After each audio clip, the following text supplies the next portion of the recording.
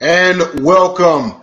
Got your brackets filled out yet? Not yet? It's okay. I'm going to do mine after the show. But welcome. It's another Sunday evening, and you are live on Super BasketBros, the March Madness edition. We will have the greatest throwback March Madness moments, the greatest college basketball moments throwback that may jog your memories. It may bring up good memories for you, or you may want to get mad and throw your remote. No matter. It's all classic moment. We have to cover it. I'm your moderator, Denzel Snipes, and we've got a loaded show for you.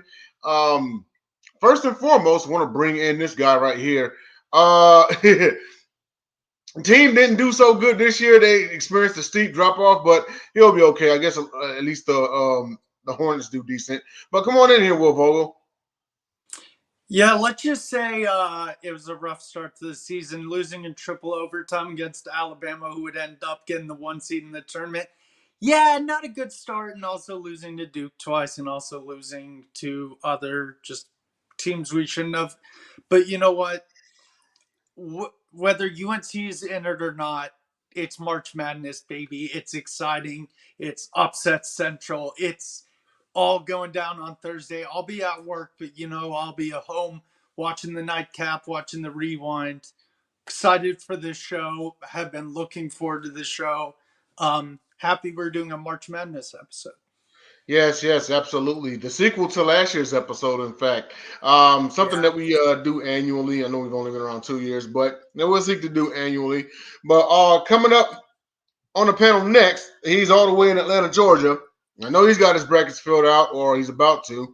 But come on in here, Jacob Christner. What's going on? I have my rest after a week, so it feels good. And yeah, my brackets are filled out. Although it's one of those details where it's like I've actually won one in my whole lifetime out of like 25 years. So wow. I've won two. I've won one, so it's like that is about it. And that takes it's just a lot of luck. It is. It takes an extreme amount of luck. And last but not least, you have seen him on the South Florida Tribune. He has been a co-host and a consultant on the Sideline Sports for some time now. You will see him on the Sports Exchange and a plethora of other stuff. He is the co-pilot, pilot, owner, architect of the South Florida Tribune. Come on in here, Scott, the Motor City Madmouth Morganrath. Yeah, Morganrath, R-O-T. Morganrath, sorry. That's okay. No big deal. Everybody gets it wrong, so don't feel too bad. You just joined the of a lot of people that don't know. But anyways. Like you had an Iowa State hat on. Iowa State. That's only if you're colorblind, it's Iowa State. If you're not colorblind, to let you know it's Michigan State. It's Michigan State. I've had a long day. Oh, no. Well, okay. You get a mulligan for it. I'm not worried. But Michigan State's had a big presence, so I decided to go this route tonight. And I'll explain my reasons in a little while. But, yeah, glad to be on. Awesome. I'm pretty sure you've had some experiences in covering college basketball as well. So if at any time, which it probably will happen, you can chime in with all you covered. Of course, that is always warranted. Before we get started, just want to let everybody know that we are live on the Sideline Sports Network on YouTube, Facebook, and Twitter. So please hit that like and subscribe button. Also, you can find me at Denzel Snipes 13 on YouTube. So please subscribe to that. My videos, every video that I'm on will be streaming to that from here on out. I kind of made an executive decision on that note. But with that being said, as you've seen in the opening video, we have a plethora of shows that you can tune into daily. So please hit that subscribe button. We are for the people. We are for the kids. I'd say about 98% for the kids, but for the very most part, I mean, we're good. We're legit. So please subscribe to Sideline Sports Network. And now, on to our first topic. and that is favorite upset in March Madness history. Is it coming on the screen here? Yep, there it is. Okay, so this is the one that I actually picked, and this is going to be this for some people on this panel, particularly the two at the bottom. You'll remember this. The general one at home, it may fly over your head, but I'm going to explain. Okay, March 1991 Final Four. Number 2 Duke 79, number 1 UNLV 77. I know what the golden question is. How is a 2 beating a number 1 considered an upset? Keep in mind, UNLV prior to the game was 34-0, dating back to February of 1990. Keep in mind that the previous year's national championship game, UNLV drummed Duke 103-73 in currently the most lopsided national championship game ever. And the 1990-91 Rebels went on to become one of the greatest teams never to win it all. Considering what was, and it kind of is like, the 2006 Rose Bowl. Some people consider that an upset, even though Texas was the number 2 team, even though Texas led the nation in scoring. They were facing the juggernaut that was USC. Me personally, I didn't consider that an upset. I knew Texas was the better team the whole time. But in a situation like this is where it could be considered an upset. It's when you're going up against a team that has been on such a mean streak for so long, and then they run into one team that does away with them, especially coming off of being decimated just the year before. But that's who I got my pick for greatest upset. Will, who you got? So you guys may be wondering why I'm wearing yellow. There's a reason. I know what shirt that is. A few years ago. I know what it is. A few years ago. Yeah, you do. A few years ago, my brother bought me March Madness tickets from my Christmas present. It was UMBC number 16 versus Virginia number 1 versus and then the second session that day, actually that was the second session. The first session was number 8 Creighton, number 9 Kansas State. Hence UMBC Retriever Nation, let's stand up. Let's say yes. And so the fun thing about that game was I went to the Kansas State Creighton game and I said, okay, it's an 8-9. Those are always fun because they're always competitive. 8 versus 9, always. And then 1 versus 16. I'm a UNC fan. Everyone knows it. I'm like, okay, no way Virginia loses. Virginia's probably going to win by 50. No. History says no. History says hold my beer. The number 16 seed before at that point was 0 and 135. So they lost 135 times and they won 0. It's the first time the 16 seed beats a 1 seed. It was the first win in school history for UMBC. Both teams won their conference championships that year. It's actually the first men's 16 seed to beat number 1 seed because it's already happened in the women's tournament years before. UMBC outscored Virginia 53-33 in the second half. It was the largest loss by Virginia that year. And the cool thing is 2 members of that coaching staff for UMBC went on to be head coaches. And the fun thing about this shirt is I didn't even get it the day off. The funny thing about this shirt is I went to the next day. I think I had Sunday session too for some reason. And it was UMBC versus I think the winner of Kansas State Creighton. And I saw these students. I said, congrats on your win. I wish I got a shirt. That's so awesome. They literally handed me an extra shirt and said, hey, you're one of us now. So nice. UMBC, you will forever be my second favorite college. Third favorite college team. So here's to you, Retriever Nation, UMBC, University of Maryland, Baltimore County. Best upset in college basketball history. I know it's the obvious pick, but I had to show it off somehow. Hey, Will, let me ask you a question. Do you remember the fact that Little Caesars got involved with that promotion and gave away a lot of free pizza after or after it was over? I don't think so. It was. I think so. I actually ended up Yeah. collecting off of that. Yeah, I ended up getting those little pizza promotions off of that after that upset. So I just thought, Yeah, and you know what? I'll say one more thing about it. UMBC, yeah, there was a lot of Virginia fans because Virginia's really close to North Carolina. Baltimore's maybe 4 hours plus.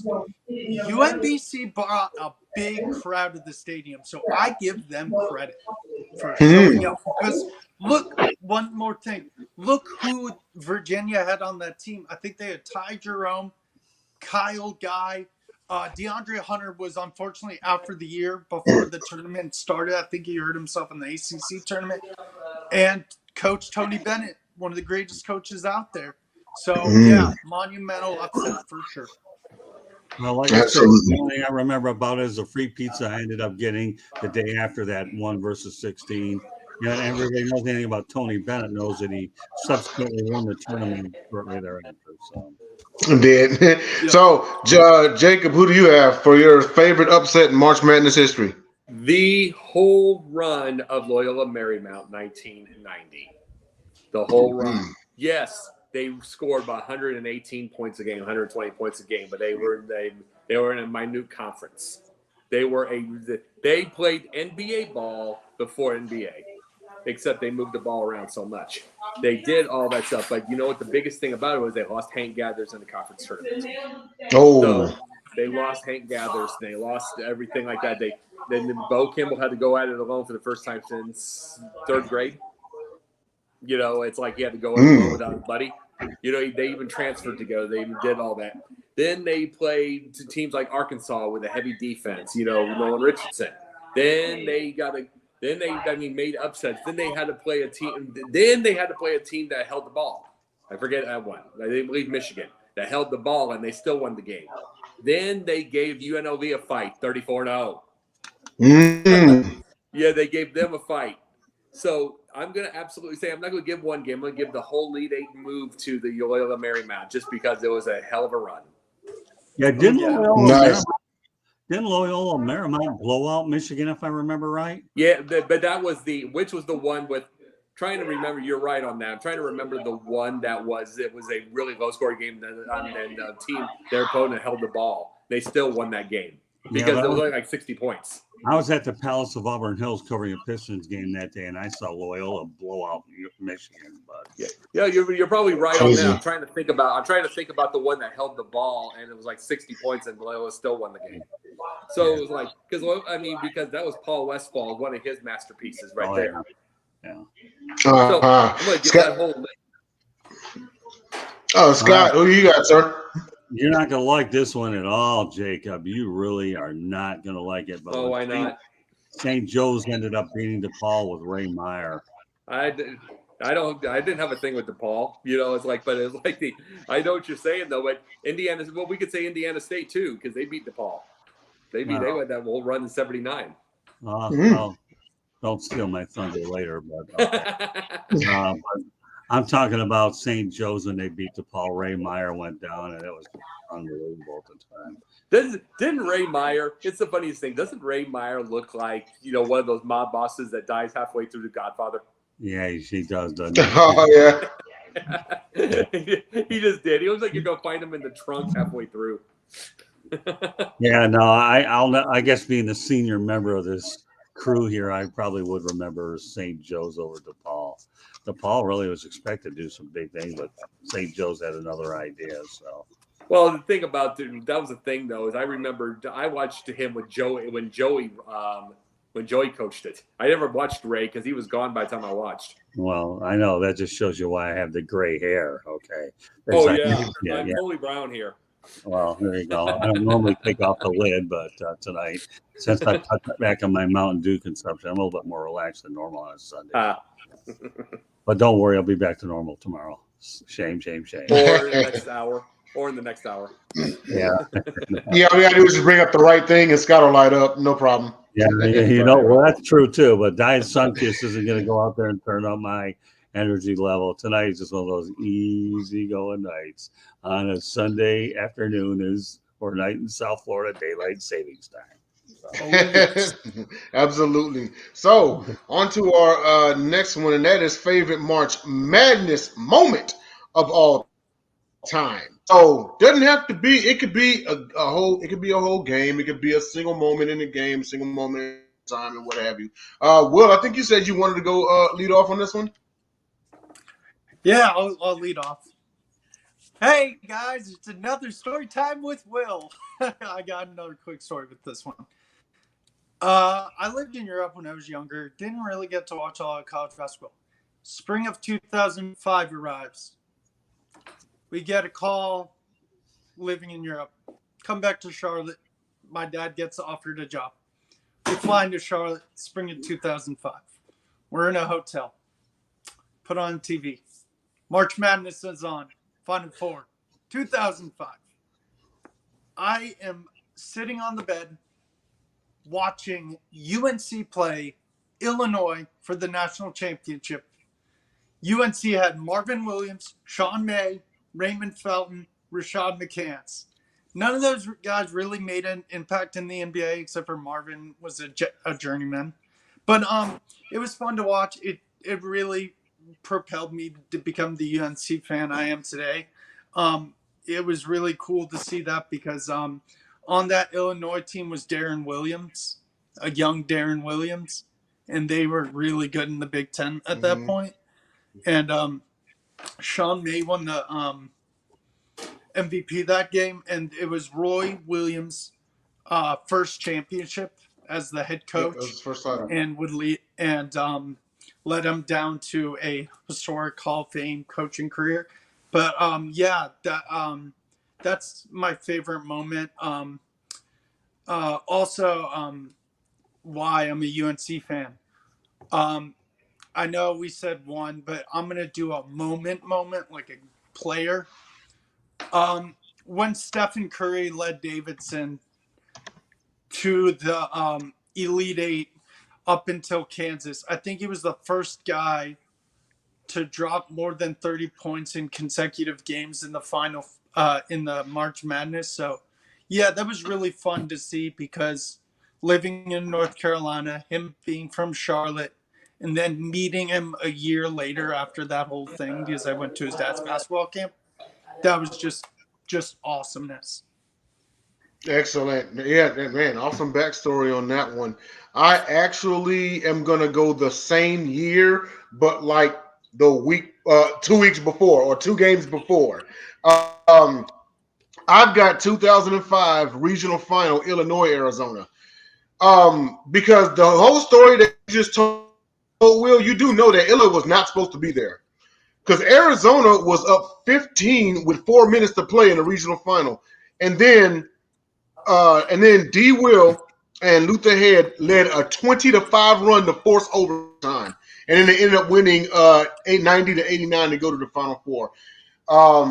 You could also put this in the category of a Texas-sized chicken bone that Arizona proverbially choked on because they should have been in that game, but apparently they wanted to stop playing ball with 4 minutes to go, and Illinois went and they got the job done.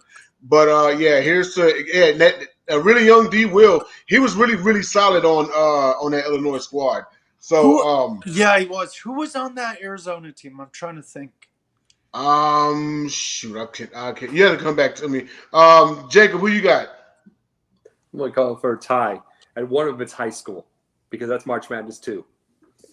The one is obviously Christian Leitner because that was the one time I screamed with joy. I screamed. No. I screamed with joy, and my dad like, shut up. He was in bed. But there was that. And the other one, Quincy High School, 1987, facing the number 1 seed, Peoria Manual. James Bailey hits a 27-foot three-pointer with about 4 seconds left to upset him. In the 1980 in the quarterfinals to get to the Final Four. They got 4th place.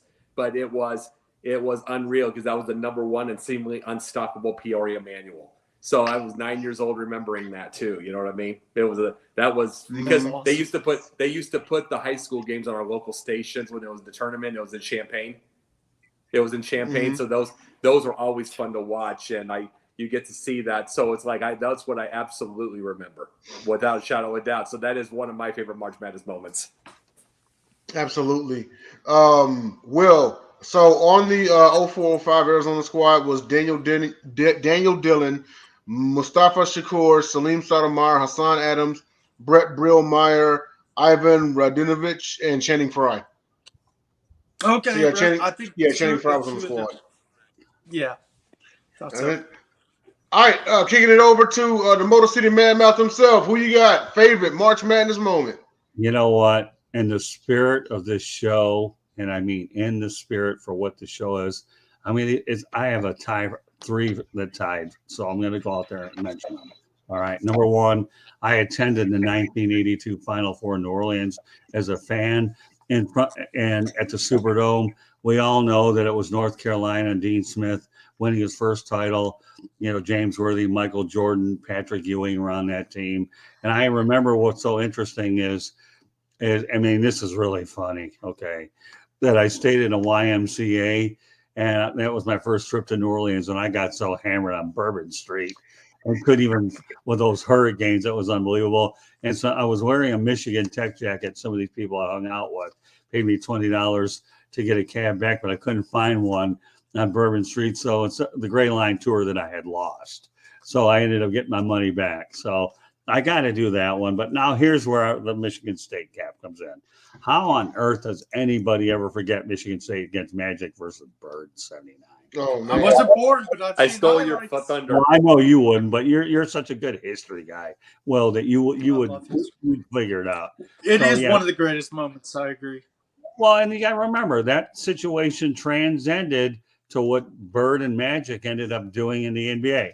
But the one that, if you thought you weren't born then, I got another one that Milwaukee. We should get some subscribers because I'm giving some Milwaukee people some props here. 1977, Marquette goes on to beat University of North Carolina. Al McGuire goes out on top. And he only coached like 9 years, didn't he? Yeah, well, I don't know. But you know what? Back then, though, the tournament was only 48 teams, and Marquette got in like the 43rd or 44th. And what's so interesting was the University of Michigan and the University of Detroit. They weren't Mercy back then under Dick Vitale. Ended up beating Marquette, but they still made it in the tournament, and they got hot at the right time. And I believe UNC Charlotte was back there, and Lee Rose was there as well. So, and I got to know Coach Rose at USF, and I remember he was the coach of the Milwaukee Bucks. I got to know him real well, especially when he was with the Bucks. So I know you wanted one, but you know what? I'm doing something that Aaron Rodgers and Brett Favre did. I was waffling, and I apologize for nothing. Exactly. No apologies necessary. Classic moments, especially having attended the 1982 Final Four. Oh, that was unbelievable. I mean, the hangover I had was unbelievable. That the guy went with. I ended up taking a Gray Line tour up there, and you know, I'll never forget. So you know what happens? The guy I was rooming with, my good friend, you know, went the tickets. I paid him a little bit of money, but you know, I got so hammered so bad with those Pat O'Brien Hurricanes. He really got upset with me. So you ended up taking me to Popeye's fried chicken, burn my mouth out of that hangover. You talk about some Cajun hangover stuff. I mean, come on. I don't know if this is a G-rated show, but Popeye's fried chicken in the Cajun area trumps, okay, a Pat O'Brien Hurricane. If anybody's ever had a Pat O'Brien Hurricane, you drink 2, 3, 4 of those, and you, whoop, Nelly is, as Jackson would say. You know, sounds like you already drank it. How big was the glass? how tall was the glass? You know what? I ended up getting a few of those. Those are big. I mean, it's of all the drinks you could have, a Pat O'Brien's Hurricane will sneak up on you, and in boxing they call it a TKO. And when you have many of them, then you go, oh, Nelly, as Keith Jackson would say on college football. Oh, Nelly. Yeah, I'll tell you, nothing like it. And I've been to New Orleans many times, but that was my first time there. Oh, but here's the interesting part about that story. You know, I ended up moving to Phoenix, and CBS had picked up the broadcast. All right. I ended up writing a story on Gary Bender, who gave me a copy of his autographed book, and he was there with Billy Packer, and he was the broadcaster for the Phoenix Suns. So it was neat. Billy Packer. Yeah, I never met him. No, but what ended up happening there was Gary and we spent some time. Gary Bender's one of the nicest people you'll ever meet. And I told him I was a fan there, and now I'm a writer now. And Gary and I wish I would have had a camera phone, because Gary Bender to me is one of the best broadcasters ever been around, but more importantly, he's a better person. Nice. It sounds like you're on a Bender in Gary, Indiana right now. Oh, am I really? It's Gary Bender. Oh, cute. On a Sunday night. Well, before we get on to our next topic, we're going to take a quick commercial break. And so we'll be right back with our next topic and more classic moments on BasketBros. Meanwhile, here is that plethora of shows that I told you and talked so much about at the beginning of the program. Roll them.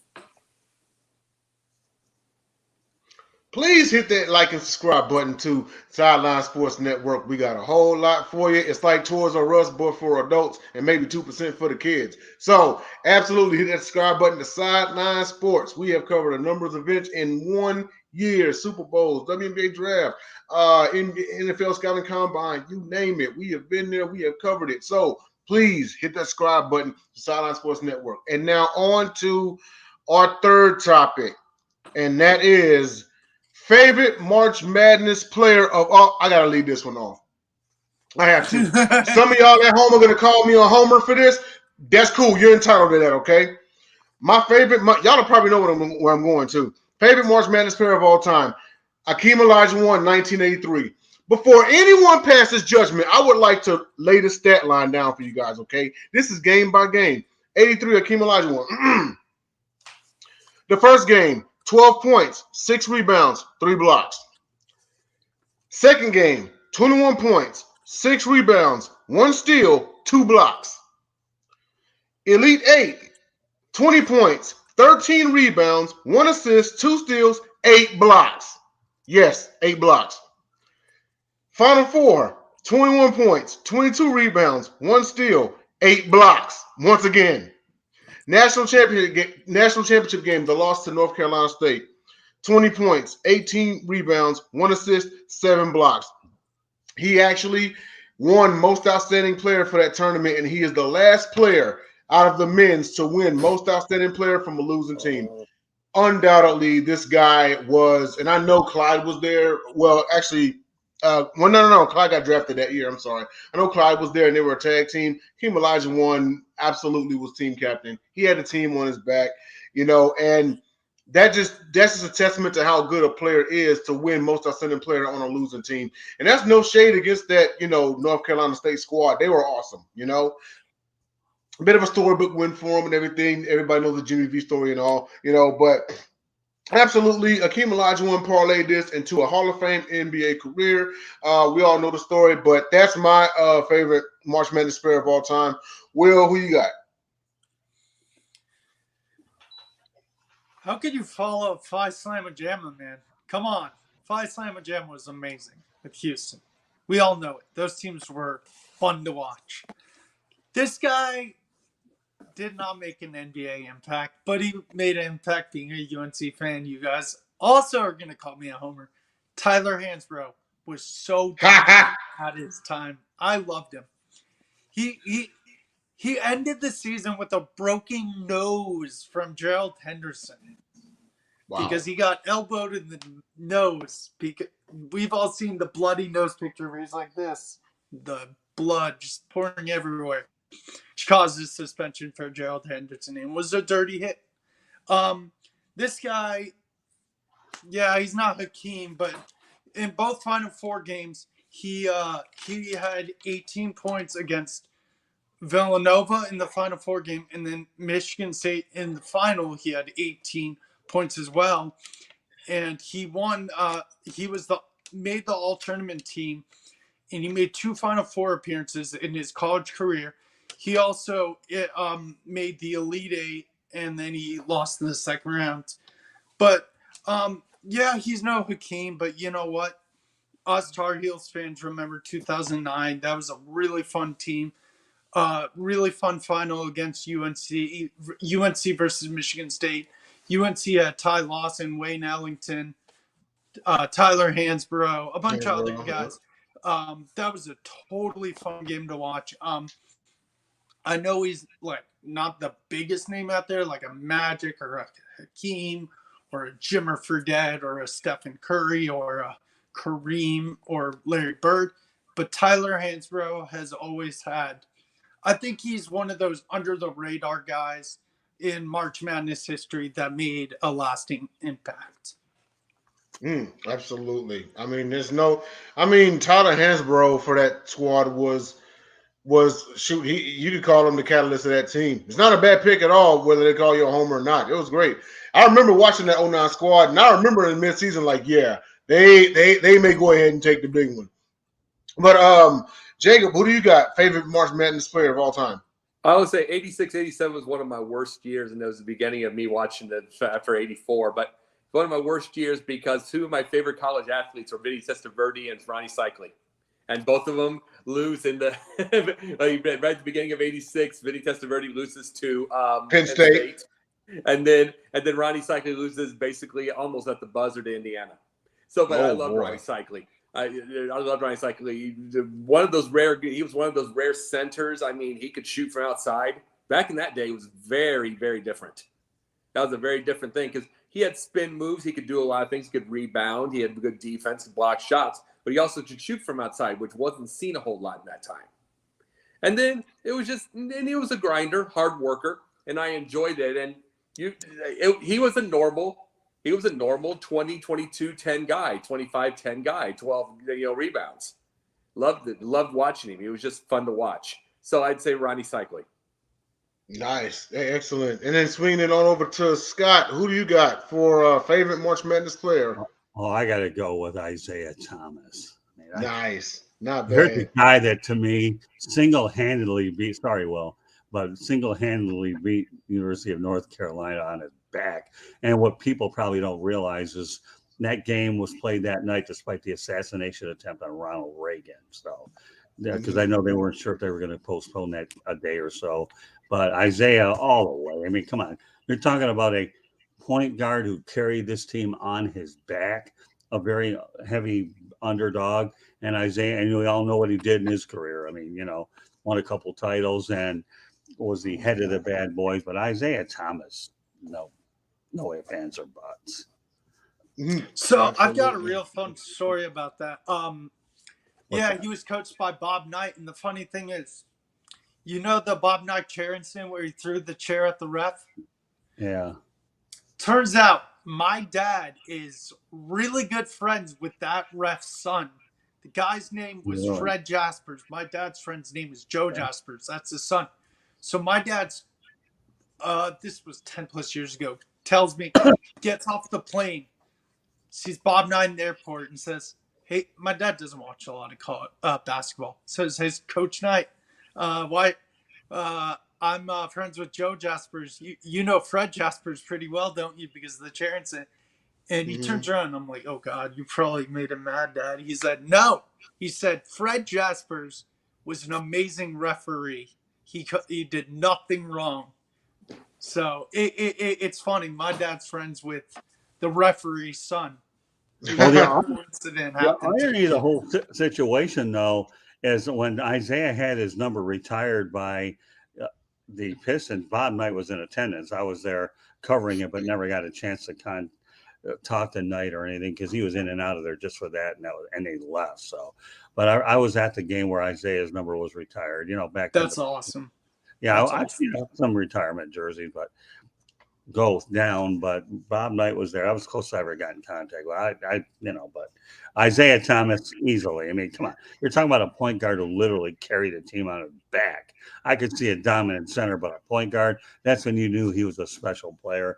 And I'm glad that even though Mark Aguirre went to the Dallas Mavericks, Isaiah slid to number 2. We all know how that worked out on a normal version of BasketBros, right? Yep, exactly. Yeah, absolutely.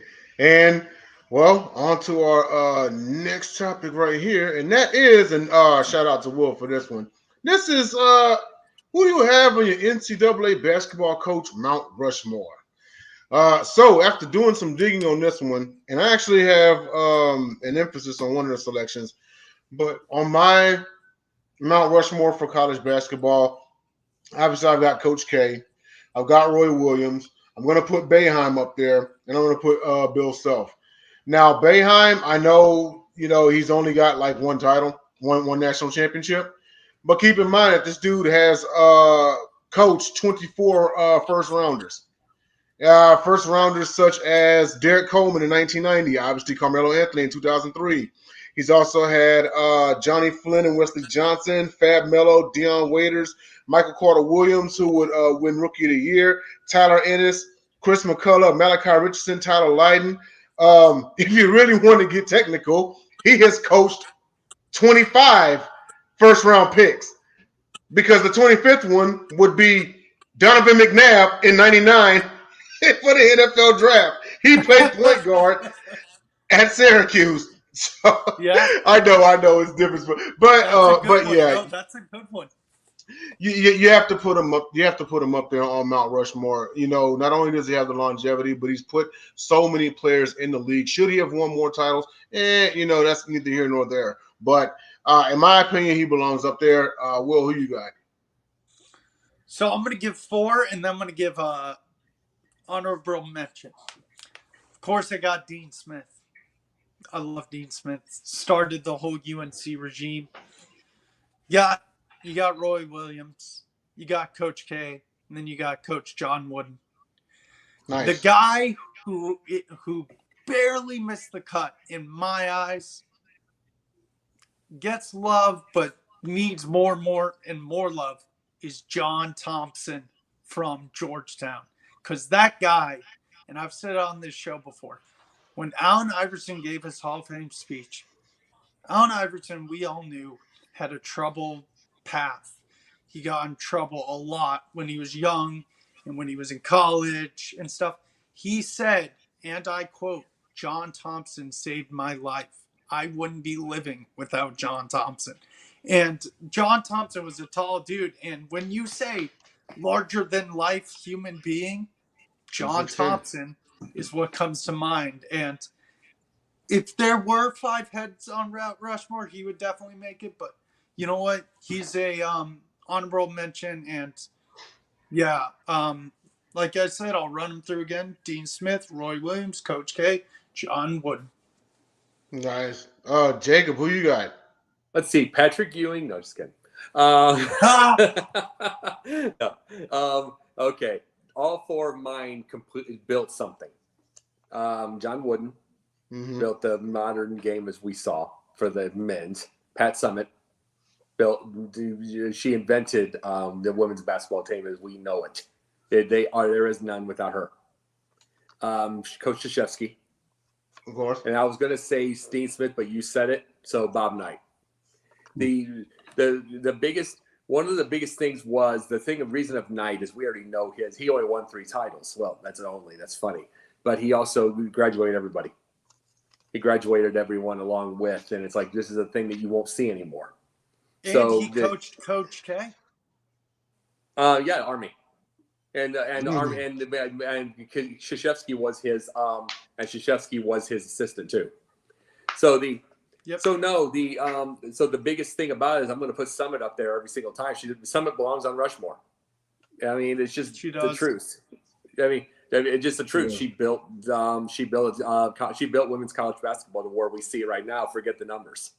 It's when you run the bus, when you do the laundry, when you get locked out of gyms, and then you have to go find one at the last second. That happened to her.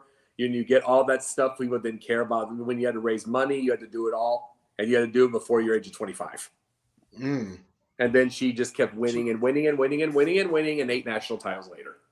So I mean, it belongs. Oh yeah, 8 national titles, like 17 Final Fours, something absurd. Disgusting. Yeah. Yeah, she definitely belongs up there. Scott, Yeah. who do you got? All right. Well, I'll give you my final four, but then I'll throw a couple of honorable mentions. I think they're worth talking about. Okay. Bobby Knight, without a doubt. I mean, Mhm. that's hands down. I mean, if I were a player, I personally would love to play for him because he'll instill discipline, hard love, and like Jacob alluded to, his students graduated.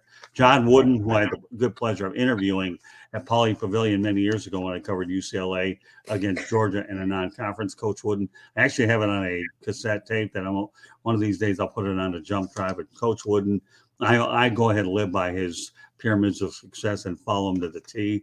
Coach K, easily. Dean Smith. Now my honorable mentions will be Roy Williams, without a doubt. And even though I didn't see Adolph Rupp's players play, he can always be talked about. But the wild card here is Tom Izzo. Yeah. Michigan State. You know who else is an honorable mention? That's a great list. Tom Izzo. There's a bunch of others like Fog Allen. Right. Guy Lewis. Guy Lewis, yes. Yeah, though I have a question. I have a question about Guy Lewis, though. I don't have the numbers in front of me, so pardon the ignorance a little bit. Did he have a real successful run, or was it mainly the Phi Slamma Jamma that brought him to notoriety? I'm not sure about that. That's why I'm asking you. I would say Guy Lewis, but I would probably give most of the credit for the team because look at Hakeem, look at Clyde. Right. That's why I asked you that question. But yeah, Tom Izzo doesn't get enough credit, yet he's back in the NCAA tournament. How many years have they made it? And he doesn't. And I've even seen I think. Oh, go ahead, Scott. Well, that's all right. Saw a game. I mean, Adolph Rupp built the Kentucky Foundation, and Roy Williams. How do you forget that? But my list. Hank Iba. Well, Bill Self's up there too. But Knight, Wooden, Coach K, and Dean Smith. And when you think of Knight and you think of Coach K, I think they're one of the leaders in all times in victories too. Is that correct? I believe. I don't have that in front of me, so that's a list I can. Yeah, there's a lot of great. As far as Guy Lewis looking up his. Oh, go ahead. If you want a real interesting honorable mention, you can always put Raleigh Massimino in there too. Villanova. There's a guy that walked in there and upset John Thompson when they were heavy underdogs. And it was unbelievable what he had done over there. So Raleigh Jay Wright's on the outside looking in. I wouldn't say he's on the Mount Rushmore, but Jay Wright was a good coach for Villanova. I always thought Raleigh Massimino looked like an older version of Maury from Goodfellas. You know what? That's a great comparison. He did. And I know he just didn't have the hair, Right, a guy who's been consistent though, although he doesn't have the titles, you can always put Tennessee coach Rick Barnes in there, and I had a chance to catch up with Coach Barnes when I covered Coach Barnes game. Yeah, but those are just some other names. I know you have four, but you know what? When you're on a show like this and you're name dropping, and anybody can say, well, you get people saying, well, I never thought about it, and that's what we're trying to really do. It triggers some response. Here's one I can tell you. So Jay, what were you saying about? Oh, go ahead. Oh, go ahead, Jacob. Well, here's one of the things that you can say. Don DeVoe from Tennessee, and its reason is because during Kevin Nash played for him, even though they didn't get along well. They didn't get along well, but they never lost which is impossible during that time, during the Joe B. Hall era. But they didn't lose to Kentucky once during that during Kevin Nash's time. Well, that's big. Yeah, that's really big in those parts when you don't lose to Kentucky or Tennessee. They look highly upon you there. It's like Michigan, Ohio State. You better not lose to one or the other. You never hear the end of it. Well, I say that's the one thing. I mean, Nash got kicked out of school. If he could have been who knows? He could have been an NBA player, but that was the whole thing. He can literally say in his time they didn't lose to Kentucky. They didn't. They didn't. Oh, I was to Will's point about Will and Scott's about Guy Lewis. You could probably say that his stat kind of blew up with Phi Slamma Jamma, but he did make 5 Final Fours, but he made 2 prior to Phi Slamma Jamma in 67 and 68. Now, his 2 regular season titles with the Southwestern Conference did come during the Phi Slamma Jamma era.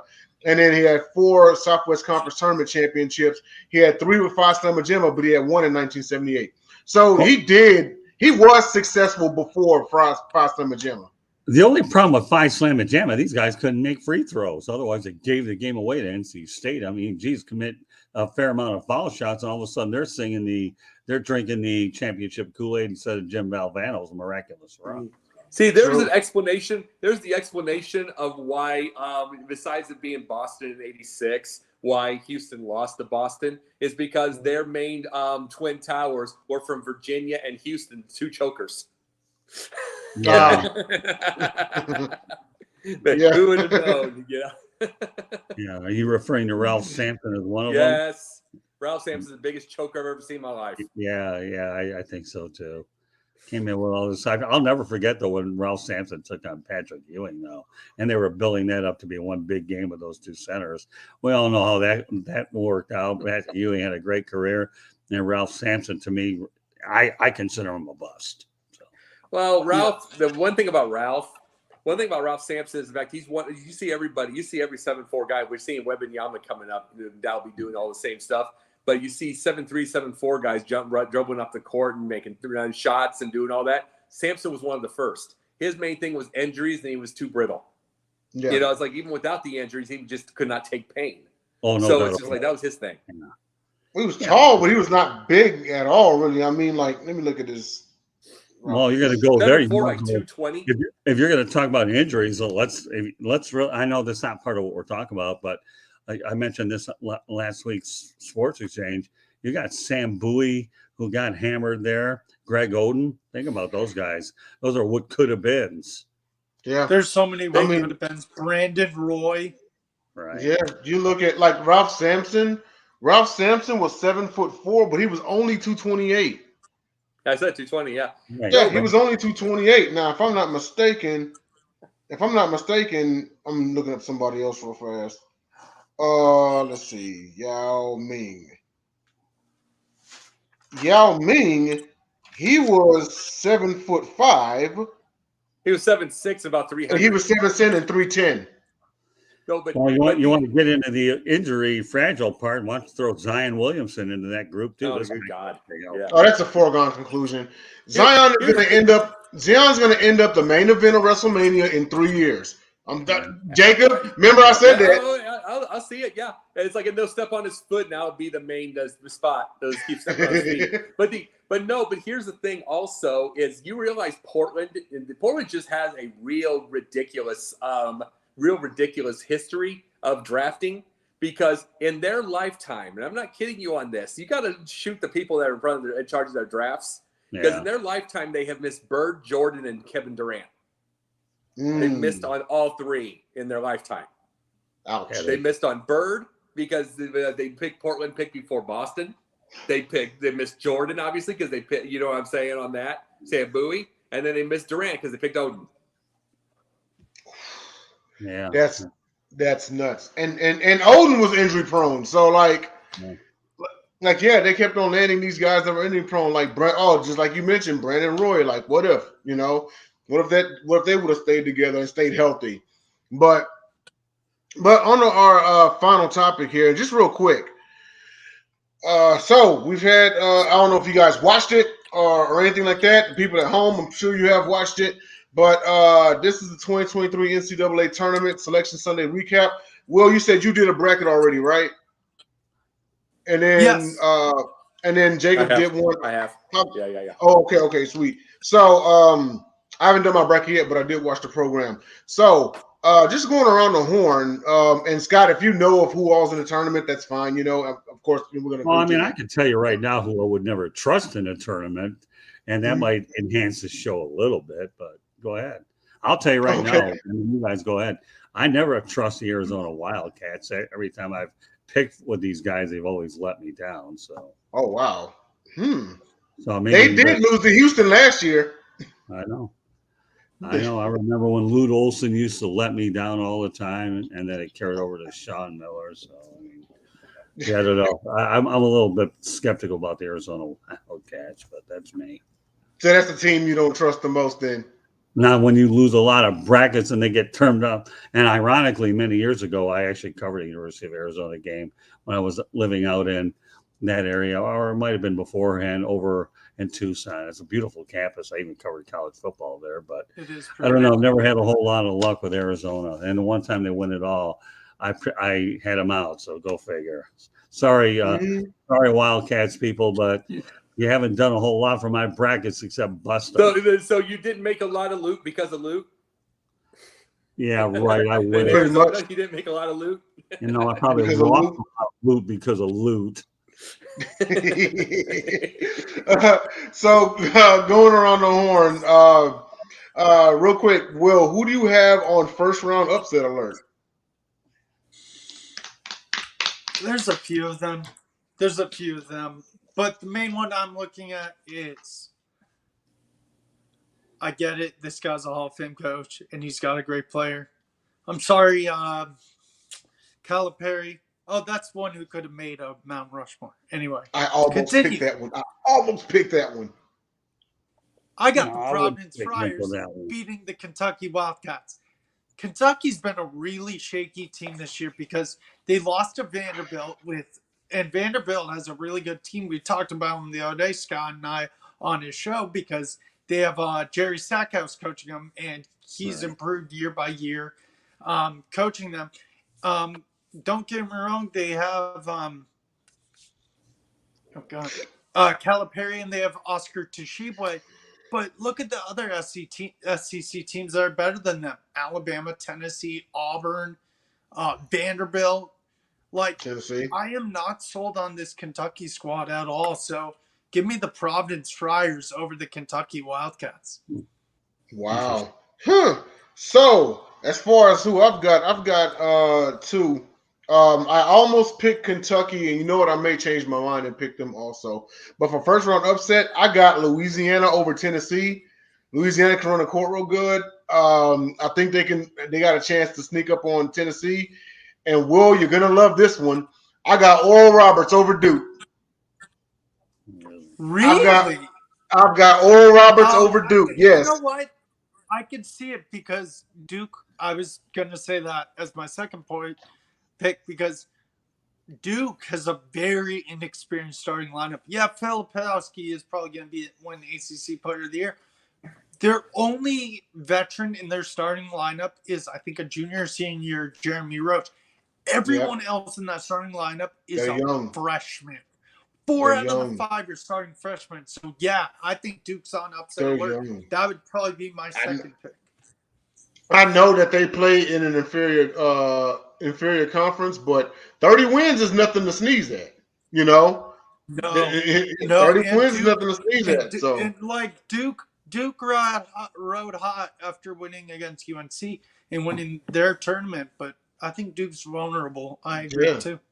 and this is the first season that they're without Coach K. So yeah, they're about to be put to the test. You know, Oh, so if they lose, you're gonna hear a video of me screaming. I guarantee it. I will post a video in our group chat, me screaming with joy. What about you screaming and What about you screaming and cussing if Duke wins it all? Let's see a video. Oh yeah, there'll be a video of that too. there'll be a video of that too. There I will. promise I you. guarantee it. I promise you, there will. Mark it. We'll mark Well, it. you know We'll what? mark it. Yeah, let's do it. Before you go over to Jacob, I want to throw these two schools out there if you guys don't mind. Watch Yeah. out for Florida Atlantic, who's won 30 wins. Yes, And also, I agree. And watch out for Marquette. Shaka Smart is doing a really good job over there as well. I got Straight. both going deep. Oh, what? Oh, do you really, Marquette? Yes, I and do. You Florida, got Marquette going deep. Mm. Yep. and Florida Atlantic, you got them I got going. Marquette in deep? the Final Four. Oh, do you? Woo! And what about Florida Wow. Atlantic? 8. Elite Huh? Eight. I believe 8. Yeah. Yeah, watch out. I had a chance to watch them the other day. Again, I've been so busy I didn't get to their games, but I get all the media releases all the time. So we'll see. I mean, you never know. I mean, it's the first time that they've been to the tournament, I think, Those are since good ones. 2002. So, this team is the one thing that people have to understand about Florida Atlantic. They got a lot of experienced players. They do. And Dusty May could be a coach that could be lured away for the right amount of money for another school. My gut feeling is he'll probably stay at FAU, but you never know what kind of a job he goes, and all of a sudden, what a difference a coach makes. But Dusty May is building something there, and we'll see if he stays there. But those are just two I just wanted to throw out there for you guys. So, Okay. Oh no, we definitely should keep an eye out for him. All right, and then to round us out, Jacob, who do you got? First round upset. Oh, as far as you said, Oral Roberts over Duke. God blesses you. God blesses you. God blesses you. No, when you wake up, you have no cable in your house. That's on Sunday morning. You laugh at it. God blesses you all. No. Yeah, I saw the old man too. No, Gonzaga out, gone. They're very their vulnerable time's this coming. year. I agree No, too. no, their time's coming. It's like they've already had their home winning streak busted, like their conference home winning streak busted. It was a gigantic one, something like 70 in a row or something. And it was like they had it busted. See, we were all talking about them and they needed to go to we all talked about this. They need to go to a real conference and everything like that. And now this conference has caught up to them. Yeah, their time's coming, and I think we see new coach and we see everything. We're going to see something new. It's going to change everything up. I've entertained the thought of Gonzaga in the Pac before. Even like as far back as a few years ago, like Gonzaga in the Pac-12. Yeah. Right. But So, yeah. I think it is time that they switch conferences, and they should. But I don't know. Well, Isn't it kind of? Here's what's the problem. This conference caught up to them now, and it's like this one caught up to them, and it's like, what's the Pac-12 going to do? And that's the whole point we're saying. It's like they're going to have to start themselves over again. They are, in which they're going to have to stay in the West Coast. That's what I was about to say. They got to stay in the West Coast Conference and dominate that all over again before they consider jumping ship to the Pac or wherever it is they want to go. Yeah. Yep. So. Well, I'll tell you what. You wonder what the Pac-12 is going to do. Think about San Diego State, who once used to be coached by Steve Fisher, and he led Michigan Wolverines to a few Final Fours. And San Diego State put together a pretty good, program, and not a bad football program. Now led by Brady Hoke. So there's another name to throw out there. Yeah, Brady Hoke. He was the coach at VT, didn't he? Michigan, and Michigan also. He started at San Diego State, went to Michigan, and then moved around, and then wound up back over at San Diego State. Okay. He didn't like the Michigan weather. Yeah, no, I think the problem was he didn't win enough, and then you had Jim Harbaugh waiting in the wings. I didn't like Brady Hope there, Michigan. Well, that concludes our program, and that there you go. You have the greatest in March Madness memories. I'm sorry to those of you if we brought up painful memories, and a shout out to those who we brought up some fond memories. But that's it for BasketBros, and we will be back next week with a fresh lineup, more throwback basketball talk on another nice Sunday evening. So, where can everybody find you? You guys can find me Monday nights occasionally on Scott Show on the South Florida Tribune. Hit them up. They are partners with us at Sideline Sports. Subscribe to them as well as subscribe to us. They've got great shows over there, and so do we. Let's see. Wednesday nights, I am on Smoking Jeremy B's NFL Roundtable. Thursday nights, I am on This Tip-Off, hosted by Megan Price. And then Sunday nights, I'm here. All right, Jacob, what about you? I'm bored. I don't do anything. No. Jacob. I'm bored. I absolutely. I watch TV all day long. I don't know what I do. Jacob's everywhere. Jacob's everywhere. No. Okay. Sunday nights here. Monday nights pundit views. Tuesday nights I get off. Believe it or not. I'm walking on air. No. Wednesday nights 3 shows. Pundits, Sports Exchange, both with Scott and I, and then also Confidential. And then Thursday nights, I am, and we're back up Thursday night. It is Yin and Yang with TJ Sanson. We're back up on that thing. We took a little hiatus. And then every once in a blue moon when I'm called, and it's Gauntlet. Whenever you have a backup plan. So I stay kind of busy as much as I was joking around before. All right. And last but not least, Scott, where can everybody find you? Well, you know what? The biggest thing for us is please subscribe to the South Florida Tribune YouTube channel. We have a lot of shows on there.